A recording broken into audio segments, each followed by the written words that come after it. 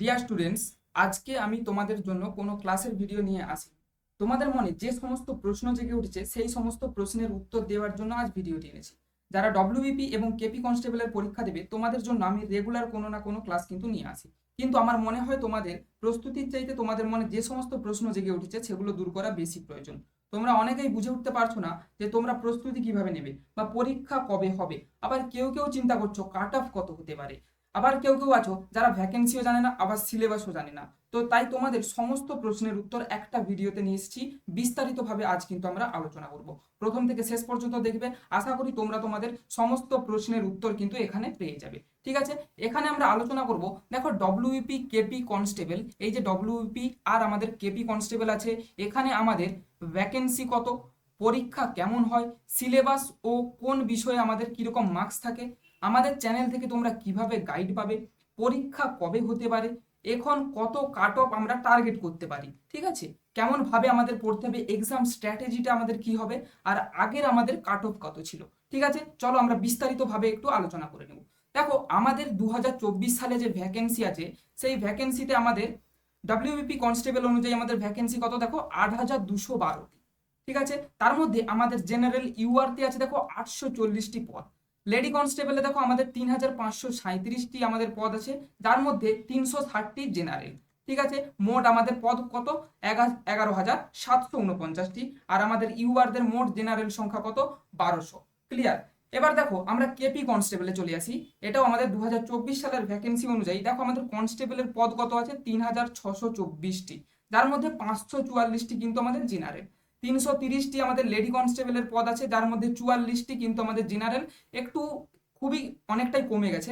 আর পুরো আমাদের টোটালটা কত, টোটাল দেখো 3,954 সিট, তার মধ্যে জেনারেলদের ভাগে কতটা পড়ছে দেখো 588। এবারে বলে রাখি, ওবিসি কেসের জন্য যে রিক্রুটমেন্টের দেরি হচ্ছে, তার জন্য ভ্যাকেন্সি বাড়বে না আবার নেক্সট রিক্রুটমেন্টে আমাদের নোটিফিকেশন আসবে। অবশ্যই দেখো, আমাদের প্রিভিয়াস যে এক্সামগুলো হয়েছে সেক্ষেত্রে আমরা যদি অ্যানালাইসিস করে দেখি, আমাদের কিন্তু কখনোই আমাদের কি হয় না, রিক্রুটমেন্টের জন্য ভ্যাকেন্সি বাড়ে না, নতুন কিন্তু নোটিফিকেশন আসে। তো আশা করি এই যে সেকেন্ড অপশন নতুন নোটিফিকেশন আসবে, এটাই কিন্তু হতে পারে। চলো নেক্সট আমরা দেখে নেব যে আমাদের WBP constable and KP constable এখানে পরীক্ষা কেমন হয়। আশা করি তোমরা সবাই কম বেশি জানো যে এটার এক্সাম স্ট্র্যাটেজি কি, কিন্তু তোমাদের বলেছি যে প্রথম থেকে শেষ পর্যন্ত পুরো ফুল ডিটেলস কিন্তু আজকে এই ক্লাসটা আমি বলে দেবো। দেখো, আমাদের ডব্লিউইপি কেপি কনস্টেবলের আগে আগে আমাদের এক্সাম হতো কেপির মতো, কিন্তু এইবার থেকে আমাদের কি করছে না, ফার্স্টে আমাদের কিন্তু মেইন এক্সাম হবে, যেটা 85 মার্কসের। ওকে, 1 ঘন্টা টাইম থাকবে। দেন তোমাদের কি হবে না, ফিজিক্যাল মেজারমেন্ট টেস্ট। তারপর তোমাদের হয়ে যাবে দেখো পিইটি মানে ফিজিক্যাল এফিসিয়েন্সি টেস্ট, যেখানে মেল মানে ছেলেদের থাকবে কি 1600 মিটারের দৌড় দৌড় আর এটা হচ্ছে যে 6 মিনিট 30 সেকেন্ডের মধ্যে কমপ্লিট করতে হবে। অ্যান্ড ফিমেলদের দেখো 800 মিটারের দৌড়, যেটা কিন্তু সময় থাকবে 4 মিনিট। ওকে, তারপর দেখো তোমাদের কি থাকবে 15 নাম্বারের interview mark. And final merit list তোমাদের কি হবে, 85 নাম্বারের সাথে 15 নাম্বারের ইন্টারভিউ মিলে কি 100 নাম্বারের কিন্তু তার উপরে মেডিকেল ফাইনাল আমাদের মেরিট লিস্টটা হবে। ঠিক আছে, তারপরে কিন্তু আমাদের এসে যাবে যে আমাদের মেডিকেল, এটা ঠিক যে নর্মাল প্রসেস, সেই নর্মাল প্রসেসে আমাদের মেডিকেল টেস্টটা হবে। এবার দেখো তোমাদের বলছি আমাদের কেপি কনস্টেবলের পরীক্ষাটা কেমন হয়। দেখো, ডব্লিউবিপিতে একটু চেঞ্জ হয়েছে, ওকে, কিন্তু কেপিটা আগের মতোই সেম আছে। এখানে আমাদের 100 মার্কেরই ফার্স্টে আমাদের প্রিলিমিনারি এক্সাম হয়, দেন আমাদের কি হয়, পিএমটি ফিজিক্যাল মেজারমেন্ট টেস্ট হয়, অ্যান্ড পিইটি আমাদের সেম ফিজিক্যাল এফিসিয়েন্সি টেস্ট, যেখানে 1600 মিটার ছেলেদের দেখো 6.5 মিনিট, অ্যান্ড মেয়েদের 800 মিটার 4 মিনিটে দৌড়তে হয়। ঠিক আছে, ফাইনাল আমাদের রিটেন এক্সাম, তারপরে কি হবে দেখো 85 মার্কসের হবে কেপি কনস্টেবলে, অ্যান্ড তারপরে আমাদের কি হবে 15 মার্কসের কিন্তু ইন্টারভিউ হয়ে যাবে। ক্লিয়ার। এবার দেখো আমাদের ফাইনাল মেরিট লিস্টটা এই যে 85 নাম্বারের আমাদের যে ফাইনাল এক্সাম হয় ওটা প্লাস হচ্ছে আমাদের কি 15 নাম্বারের ইন্টারভিউ নিয়ে 100 মার্কসের হবে। ক্লিয়ার। আর ফাইনাল মেরিট লিস্ট আমাদের এই 100 মার্কসেরই হয়ে গেল। চলো এবার আমরা নেক্সট দেখে নেব আমাদের কি বলছে। দেখো, ডব্লিউপি কনস্টেবলের সিলেবাস এবং কোন বিষয়ে কত মার্কস, এটা কিন্তু অনেকেরই কিন্তু ক্লিয়ার নেই। তো এটা একটু দেখে নাও। দেখো, আমাদের জেনারেল অ্যাওয়ারনেস অ্যান্ড জিকে থেকে আমাদের কত থাকে, 25 মার্কস। ঠিক আছে, ইংলিশ থেকে দেখো আমাদের 10 থাকে, অ্যান্ড আমাদের ম্যাথমেটিক্স থেকে 25 থাকে, 25 মার্কস।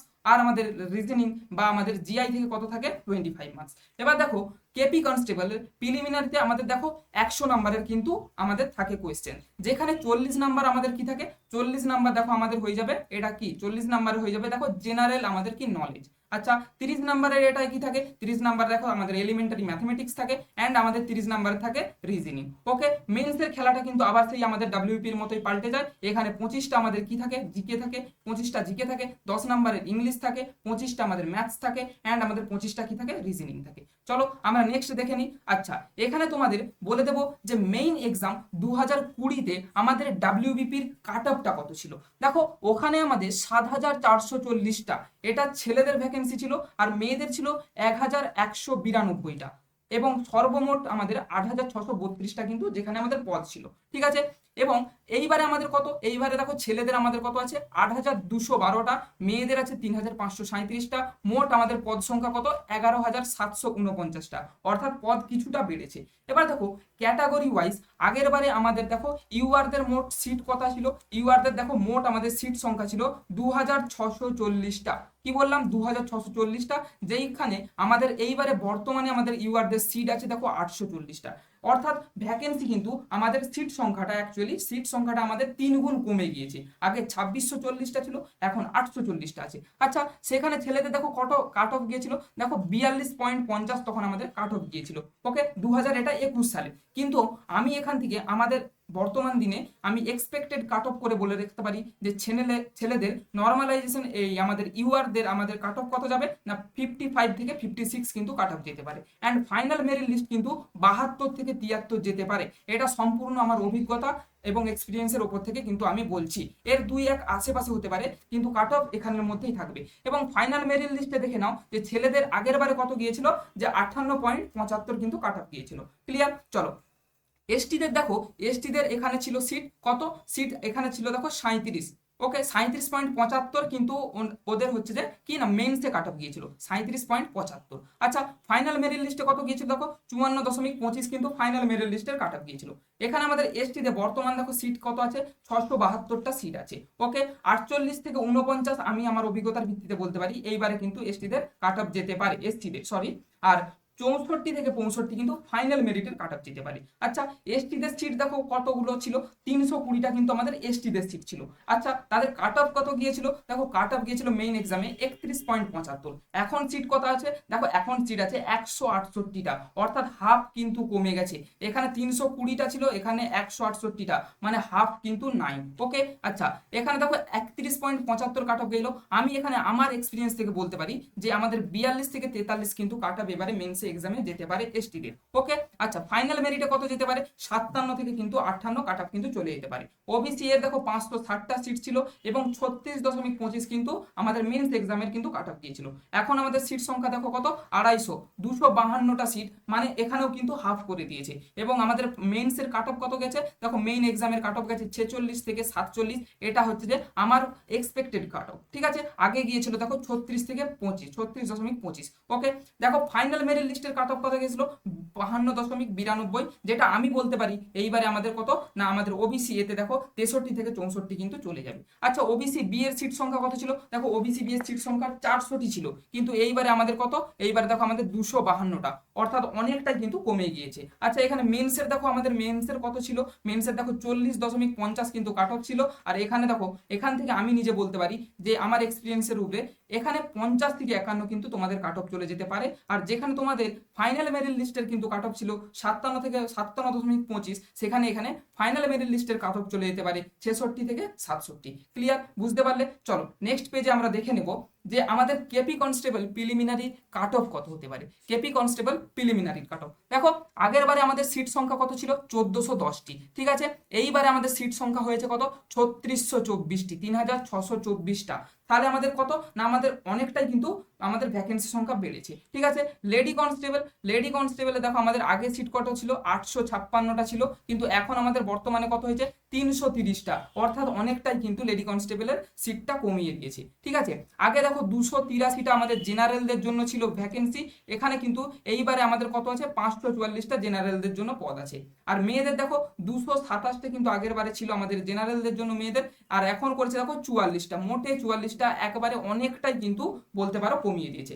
আচ্ছা এখান থেকে তোমাদের কি বলতে পারি দেখো expected cut off, expected cut off এখানে আমাদের কত হতে পারে, দেখো 55, আমাদের কনস্টেবলের জন্য 55 থেকে 60 কিন্তু এক্সপেক্টেড কাট অফ হতে পারে, যেহেতু আমাদের আমাদের ভ্যাকেন্সিটা অনেকটাই যেহেতু বেড়ে গিয়েছে। ঠিক আছে, আগে কিন্তু দেখো ছিল আমাদের 67, এখান থেকে আমি বলতে পারি যে আমাদের বর্তমানে এইবারে কিন্তু আমাদের কাট অফ 55 থেকে 60 হতে পারে। এবং মেয়েদের লেডি কনস্টেবলে দেখো কত হতে পারে, আগে দেখো আমাদের ছিল 45, 45 ছিল আগে, কিন্তু এইবারে আমাদের কিন্তু 52 থেকে আমাদের 57 থেকে কত, 57 থেকে 62 চলে যেতে পারে, অনেকটাই, অর্থাৎ ছেলেদের থেকেও কিন্তু বেশি যেতে পারে। এটা আমার অ্যাকচুয়ালি নিজের মতামত, ওকে, আমার এক্সপিরিয়েন্স থেকে, এটা আমি বারবার বলছি যে এক্সপিরিয়েন্স থেকে আমি এটা বলছি। চলো চলো নেক্সট কোয়েশ্চেন আমরা দেখে নেব।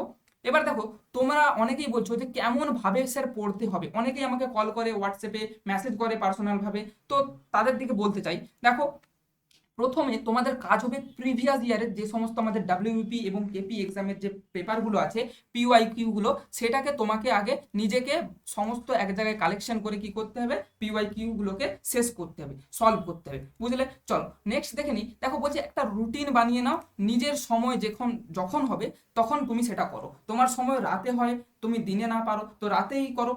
কেউ এরকম ভাবে তোমাকে বলে দেয়নি যে তোমাকে ভোরবেলায় উঠে সমস্ত কিন্তু সিলেবাস কমপ্লিট করতে হবে, একদম এটা ভুল কথা। তুমি যখন পারো, এখন দেখো অনেক ছেলেরা আছে যারা কিন্তু কাজে চলে গিয়েছে, কাজে করার সময় সময় নিজের পড়াশোনাটা মেনটেন করছে।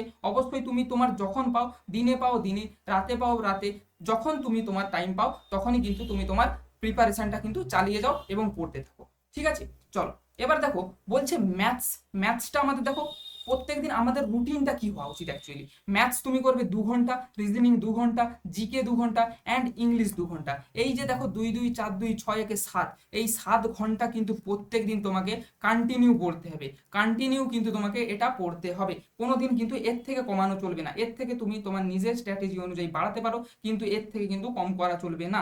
আচ্ছা, জিকে শুধুমাত্র এমসিকিউ যথেষ্ট টপিক, আমাদের ডাব্লিউবিপি অ্যান্ড আমাদের কেপি এক্সামের জন্য কিন্তু জিকের কোনো টপিক ওয়াইজ পড়ার কোনো রকম দরকার নেই। তোমরা এমসিকিউ ওয়াইজ কিন্তু পড়লেই ডাব্লিউবিপি এবং কেপি কিন্তু ক্র্যাক করা যায়। ওকে, 1 মাস তোমরা এইভাবে পড়ো, তারপরে 1 মাসের পর কিন্তু তোমরা কি করবে, নিজেরা তোমাদের বাড়িয়ে বা এই যে আমার স্ট্র্যাটেজি অনুযায়ী বলছি এটা থেকে তোমরা বাড়িয়ে বা কমিয়ে নিতে পারবে। ঠিক আছে, চলো নেক্সট তোমাদের দেখো প্রশ্ন, যে কোনো, আচ্ছা তোমরা অনেকে জিজ্ঞেস করেছিলে যে স্যার আমি কি টিউশন নেব বা কিছু, এরকম অনেকেই কিন্তু কল করে বলছিলে।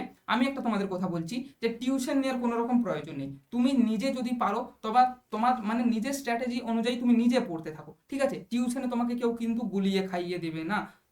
ঠিক আছে, বুঝতে পারলে, টিউশনে তোমাকে কেউ গুলিয়ে খাইয়ে দিবে না, তোমার নিজের অনুযায়ী তুমি যদি নিজে পড়তে পারো তো অবশ্যই কিন্তু তোমার দ্বারা অবশ্যই সম্ভব। ঠিক আছে, আর একটা প্রশ্ন সবাই করছিলে যে রানিং কি এখন করব, অবশ্যই বলছি রানিং করার কোনো রকম প্রয়োজন নেই। আগে তুমি মেন্সের এক্সাম দাও, সেখানে তুমি পাস করো, দেন তুমি রানিং করবে। এখন থেকে রানিং করে শুধুমাত্র নিজের টাইমটা নষ্ট করো না। ঠিক আছে, এখন তুমি রানিং করতে যাবে, রানিং করে এসে ঘরে এসে ঘুমোবে বা তোমার টাইমটা কিন্তু ওয়েস্ট হয়ে যাবে। এখন তাই বলছি রানিং করার কিন্তু কোনো রকম প্রয়োজন নেই। ঠিক আছে, আচ্ছা আরেকটা যেটা মেন আমাদের স্ট্র্যাটেজি বলে যে গ্রুপ স্টাডি, আমি মনে করি এই গ্রুপ স্টাডিটা একদম কিন্তু বাজে জিনিস। গ্রুপ স্টাডি করার কোনো রকম কোনো প্রয়োজন নেই। এই গ্রুপ স্টাডিতে কি হয়, আমাদের ব্রেনটা কিন্তু উল্টো দিকে ডাইভার্ট হয়ে যায়। ঠিক আছে, গ্রুপ স্টাডি মানে অ্যাকচুয়ালি কি হয়, গল্প করা হয়। ঠিক আছে, গ্রুপ স্টাডি আমার মতে কোনো এটার কোনো প্রয়োজনই নেই। নিজের যখন তুমি তোমার নিজের স্ট্র্যাটেজি অনুযায়ী নিজে চলতে থাকো, যেটা বলে দিচ্ছি এটা করতে থাকো, এবং তোমার যখন ফ্রি টাইম হবে, তুমি যখন বোরিং ফিল করবে, তখন তুমি কারোর সাথে যে একটা চর্চা করলে সেটা তুমি করতে পারো, বাট কিন্তু গ্রুপ স্টাডি সবসময় করার কোনো রকম প্রয়োজন হয় না। আচ্ছা, আরেকটা তোমার বলছি, 6 মাসের জন্য তুমি ভুলে যাও যে তোমার কোনো শখ আছে, ফুর্তি আছে, অনুষ্ঠান আছে, এই সবে জায়গার কোনো যাওয়ায় তোমার কিন্তু প্রয়োজন নেই। আর তোমার আত্মীয় স্বজন বা বন্ধু বান্ধব কে কি বললো এইসব কিন্তু কোনো রকম নিজে কান দেবে না। 6 মাসের জন্য পুরো পৃথিবী থেকে তুমি নিজেকে কিন্তু আলাদা করে ফেলো, মন শক্ত করো, বিচ্ছিন্ন হয়ে যাও, ধ্যান জ্ঞান যোগ সহ নিজের কাজে লেগে পড়ো কাঙ্ক্ষিত লক্ষ্যের পথে। ঠিক আছে, মনে রেখো, ত্যাগ ছাড়া কিন্তু সাফল্য কোনোদিন আসে না। তুমি ত্যাগ করবে তবেই কিন্তু তোমার সাফল্য আসবে। বয়ফ্রেন্ড গার্লফ্রেন্ড যা আছে, অবশ্যই এই 6 মাসের জন্য সব থেকে দূরে সরে যাও। আর তোমার এটাই কিন্তু তোমাকে এই পদক্ষেপটাই নিতে হবে, ত্যাগ ছাড়া কিন্তু কোনো রকম কোনোদিন কিচ্ছু হয় না। আরেকটা দেখো, ভেবে নাও এটা যে তোমার লাস্ট শো, একটা সিট কিন্তু তোমার প্রয়োজন। তুমি এটা দেখো না যে আমার লেডি কনস্টেবলে 44টা সিট আছে গোটা ওয়েস্ট বেঙ্গলের মধ্যে, আমি কিভাবে পাস করব, এটা ভাবা ভুল। তুমি নিজে রাখবে মনে যে তোমার কিন্তু একটাই পদ দরকার। ঠিক আছে, একটা পদ তোমার দরকার। তুমি এটা যদি তোমার মনে গেঁথে নিতে পারো, তখন দেখবে তোমার প্রকৃতি তোমার সঙ্গে সাথ দেবে। যেটা তুমি একবার ভেবে নেবে সেটা কিন্তু পরবর্তীতে কিন্তু হয়ে যায়, এটা কিন্তু অনেক সময় দেখা গেছে।